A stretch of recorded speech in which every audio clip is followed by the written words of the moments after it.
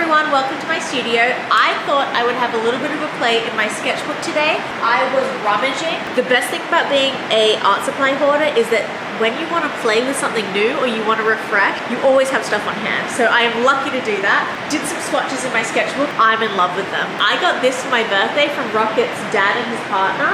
Illustrated sketchbooks by Martin Salisbury. I also have street artist sketchbooks and graphic design sketchbook. I love peeking into artist sketchbooks, and I thought that you might like to peek into mine today. Let's do it. Today I just want to talk about why I love keeping a sketchbook and why being not precious about the stuff I put into that sketchbook has completely changed my life. A sketchbook is more than just paper. I feel like it's a sanctuary for creative exploration. I also feel like traditional sketching offers unique freedom that digital tools can't quite replicate, at least in my opinion. It's not just the final result, it's also the process. I think when you work digitally, you're not always allowing for the charm of traditional, and I know you've heard that from me before. I'm not against digital by any means, but I just think there's something so special about starting first in a sketchbook on paper. It's not about the texture, it's not about that, although that is a part of it. It's also about creating a private space where imperfection is welcome and experimentation thrives. I feel like when you cannot control Z something, your experiments become more crazy and honestly more successful. Personally, as someone who makes different kinds of work, from commercial illustrations to paintings to creative content to sharing my practice online, it's important for me to have a place to keep it all together and to figure it all out in like a messy but private way. I know that I'm sharing it today, but hundreds of pages remain private, and I love that it's a dumping ground for everything in my head and that I can trace bigger things back to their original thoughts. Being able to reflect on that helps me be mindful about and understand my process a little more. Also, I'm sentimental to them. I have something to do with it, but I do think it actually affects my practice separate to sentimentality. I want to talk about making it a practice because I've been asked before how I am so consistent in my studio practice, and it's just because I treat it like it's a job. I'm consistent. I go there at least 5 days a week for at least 8 hours a day usually because it is a job. I think it's more about discipline than it is about motivation. I've spoken about that a lot before, but while working in your sketchbook isn't mandatory, and I wouldn't suggest making it a strict thing, starting with simple drawings keeps my creativity flowing even on busy days. I don't use my sketchbook every day, but a change I made recently was to start with some aimless sketching when I know my weekday is going to be void of painting or drawing. For a while, I became frustrated because I felt like I wasn't disciplined in my practice outside of work, and I would constantly push personal projects and personal work aside when commercial projects came through or a new deadline came up or whatever. What this meant is that I was hardly drawing, and I actually started feeling really resentful, not like towards anyone. I just felt like an undercurrent of resentment, like kind of like a bit crabby, a bit like unhappy with my day to day because I wasn't able to feel like I was making something all the time. And I felt like that was my job, but yet I wasn't doing it as much as I did when I started. And suddenly it dawned upon me that if I didn't begin making time, I would never have it. Some days I assign just 15 minutes to mindless scribbling at the start of a studio day, and overall I feel a lot more content and connected to my practice. And I actually think because I've exerted some creativity or something like with my hands and not my mind, I have a lot less resistance to the lesser desirable tasks that require a lot of my brain power when they arise. So it's actually been really nice for my productivity, which is honestly a byproduct. It wasn't what I was aiming for, but it's been really good. I know it seems simple, but I think creating routine around my sketchbook has given me a sense of calm around the things I make, and honestly it's been heavenly. I don't want to be dramatic. I don't know if it's because I'm in my follicular phase, but I feel like it's been great. So now let's talk a little bit about what I use my sketchbook for, because on YouTube and on social media, and honestly in this video, like it's cute pages. Not all of my spreads are as colorful or charming as this one, and not all of everyone's spreads are amazing. Often my drawn spreads are a mix of mindless scribbles and structured planning. Sometimes I'm just scribbling for the sake of it, and those things turn into paintings, and sometimes I'm just doing basic outlines for commercial work. I include a lot of written stuff, everything from quick notes to self to to-do lists, quotes I hear or read, or detailed project layouts. It's where I keep some dynamic memory collection and visual exploration, especially when I travel or have like a special event or something like that. I will snatch like anything that creates a paper trail for my life. I will keep them and I'll stick them in my sketchbook. I just am really sentimental and I fear that I'm going to forget my whole life. So I feel like that's why I do that. My sketchbook doesn't really have a rhyme or reason. Anything that I feel like, I kind of put in there.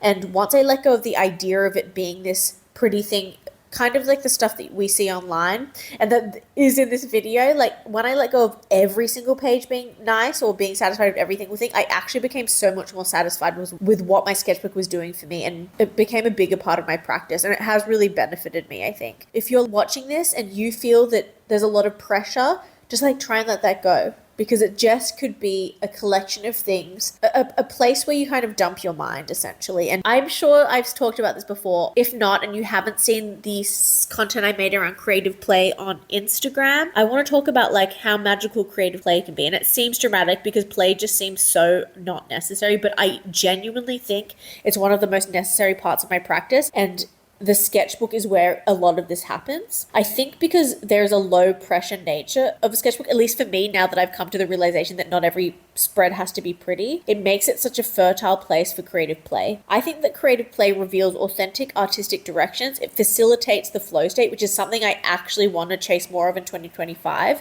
And it also builds creative confidence without external pressure. When we remove expectations, we often discover our most genuine creative voice. And I think that's the creative journey. That's what it's all about. Play doesn't need to mean ending up with something beautiful enough to share. You could be merely building out ideas or trying a new layering technique or experimenting with shapes. If you've tried to create a sketchbook practice and found yourself stopping for extended periods, you might just feel way too much pressure. Pressure is like the antithesis of play. And if that blank sketchbook anxiety hits you, skip the first page. I always skip the first page, and I have for years. If you feel pressure because you don't want to mess up your sketchbook, scribble in it, draw something ugly, ruin a few pages, and break down those barriers. The most important thing is not what you end up with, but how you got there and the things you learned along the way. Now, before I talk about the materials I use today and sketchbooks I like, I want to say a big thank you to Squarespace for sponsoring this video as per usual. If you don't know, Squarespace is an all-in-one platform for building your website. My creative bubble on Squarespace basically includes my portfolio. It includes a contact page so people can get in contact with me, my online store when it's open. The back end includes my newsletter when I want to send it out, and also my blog, which I love. Sketchbooks are where your best ideas start, but your website is where they live when you're ready to show them to the world. And when I say the world, I mean like your audience, I mean your potential clients who can hire you so that you can get paid to do this work that you love. And when I spoke before about breaking down the barriers of having the pressure of those sketchbooks, breaking down the barriers for updating your portfolio is super, super important. I honestly think Squarespace is the best website building platform, and I've used quite a few in my time. Honestly, I haven't looked back. I love my website. It's so easy to update. I feel like once you start worrying about your website, you can actually just focus on your work and then just dump it there when it's done. If you haven't tried Squarespace before, go to squarespace.com/furrylittlepeach. You get a free trial and 10% off your first purchase. Thank you, Squarespace. Now, let's talk about the materials I use today, because I think that some of you would like to know. One, alcohol markers. Some of them were not. One is a Muji pen and the other is a different kind of brush pen that's not an alcohol-based marker. But it's funny because I used to use these a lot and they used to actually be big, like maybe like 5-6 years ago. Maybe they're still big now. And then I just sort of forgot about them. Having revisited them today, I love them. They're like so effective for quick rendering in sketchbooks. It's like a alternative to like ink or watercolor, I think, for in sketchbooks. It's really, really nice. I'm like, should I use alcohol markers for Peachtober next year? I don't know. The alcohol markers I'm using are Copics and I love them. Next, I want to talk about the sketchbook I'm using. I'm using the Luke Term 1917. It's basically like the dotted sketchbook, but I also use the blank ones. I like it because they're really thick. There's about like 200 and something pages in them. The paper is super lightweight, but it holds ink quite well. And when I say ink, I mean from like pens and things like that. Although it does also hold like a really light wash of watercolor quite well too for how thin the pages are. If you're a mixed media person though, I would just consider like what you're using the sketchbook for. If you're using like very thick layers of gouache or something that's going to buckle the paper, I would go for like maybe a mixed media papered sketchbook, something that's better for wet techniques. I've used Strathmore in the past, but I really actually don't use watercolor sketchbooks at all that much. Like I have a few, but I don't really touch them. I'd rather work on watercolor paper and just do like messy stuff in like a drawing sketchbook. So anyway, those are the materials I used today. Oh, and I also used a Prismacolor pencil. I really love this technique of layering alcohol markers and Prismacolor colored pencils. It looks a little like Riso to me. I love it. I discovered this way of drawing when I was in Japan earlier in the year in March. Last thing to remember is your sketchbook is both a personal sanctuary and a catalyst for growth. Embrace the dual nature of it. Embrace its changing nature. If you need it for one thing, if you actually just need to organize your day for a few months, maybe just use it for that. Don't think too much about the end result. Just try and let it be what you need it to be. Kind of like, what's that? Like the room of requirements in Harry Potter or whatever. Like let it be what you need it to be at the time, because it's your companion. It's like it goes with you throughout your creative practice, and it will change based on like the way your practice and your personal work changes. I would love to know if you keep a sketchbook or if it's not for you, and what role it plays in your creative life. I also would love to hear what kind of sketchbooks you use and why you like them, because I'm always up for trying new art supplies, although I do love my Luke term. I don't know if it's Lecterm or Luke term. Rocket, what do you think as someone that's Dutch? Luke term or Lecterm? L-E-U. Lecterm. Lecterm. Lecterm. Okay. Lecterm. Very nice. Just some like little catching up before the holiday period. I just turned 32. I had the best day with Rocket and my friends, and the next day I saw Rocket's dad for dinner and that side of the family. It was so nice. It was just like a really love-filled weekend. I had like the best time. Another update, I think I'm going to be making some Christmas decorations soon. I really want to make Christmas stockings for my fireplace, because I just feel like what's the point of having a fireplace that doesn't burn anything if you're not going to hang stockings on it at Christmas? Rock and I have never really like decorated for Christmas, but I think this year we're going to change that. We're going to get our holiday spirit out. I have to say, we do watch Christmas movies, and I do like eggnog and I do like gingerbread, but outside of that, we don't really like have decorations and stuff, which is fine. But I also think it's partly because we're the kind of people that like don't want to buy appliances that are multiple, like a single use appliance. We don't really buy that. So like we don't really buy things that are going to be used once a year and then stored in our very limited storage in our small apartment. I think if we make something, it becomes more meaningful and precious. Like I just don't want a